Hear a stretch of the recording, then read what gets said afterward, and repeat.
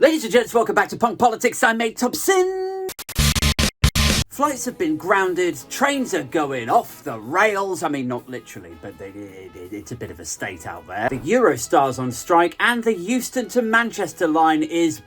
Oh, it's exciting, isn't it? Just in time for Christmas. It all has to go... But I tell you what, I'm really chuffed and so proud that Rishi Sunak has cancelled the one big infrastructure project that we actually had going for us. Like, I wouldn't necessarily count myself as a conspiracy theory kind of guy, but the amount of transport and infrastructure that's just enveloping in the UK, I don't know, we can't rule out that this is the Tories trying to make it as difficult as possible for those of us with the intellect who actually just want to leave from being able to get on a plane and finally flee Normal Island.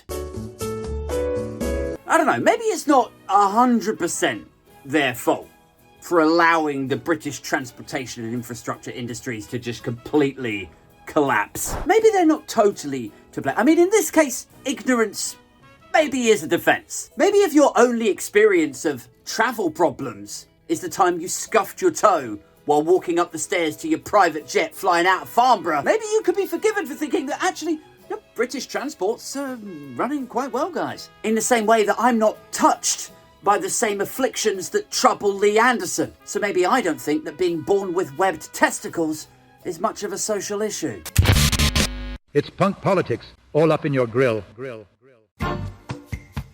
In other news, the UK economy continues its talent for flatlining harder than a former Disney child star on the third day of a bender. Because according to the Office of National Statistics, there was no economic growth in April to June and a 0.1% contraction from July to September. Now, this news is going to be as inconvenient to the Tories as it isn't shocking to me. The UK economy's steadfast, tenacious commitment to just peter along is the stuff of legends. In fact, the only thing to my mind that's failed to grow for this long, this impressively, was Gary Coleman in the 80s.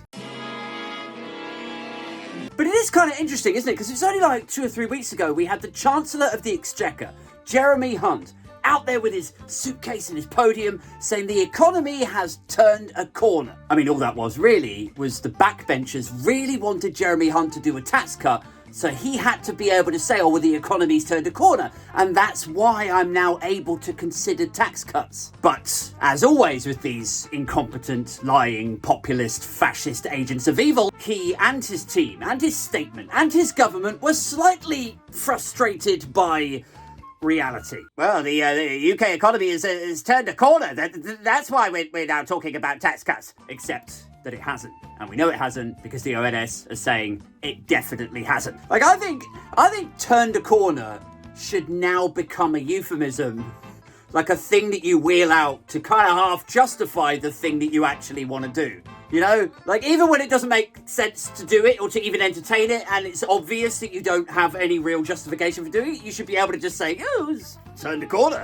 Babe, can you look after the kids? I'm just going to nip down the pub. You what? Again? Well, yeah. Look, I know it's your birthday, and I know I said I was going to cut down on the drinking, but the thing is, I checked my liver. It's turned a corner. Oh, for God's sake. It's okay, because it's somehow we've turned a corner, so it's all right now. In fact, maybe Heathrow should put the planes back up in the air. Just start running the Euston to Manchester trains again, through the storm. Forget the trees blocking the line and the gale force winds blowing one plane into the other. It's fine. We can get all these family homes. Yeah, bloody snowflakes. I just checked the weather. Apparently, it's turned a corner. In fact, somebody get me Rishi Sunak. Because I heard he was about to catch a private plane from London to Milton Keynes. Yeah, don't worry about it, Rish. Don't worry about it. Tell your flight captain it's a load of nanny state experts. Yeah, just tot your little high heels down to Farnborough. Get yourself on your plane. Yeah, like Storm Peter won't trouble you. It's fine. Storm Peter won't trouble any of us.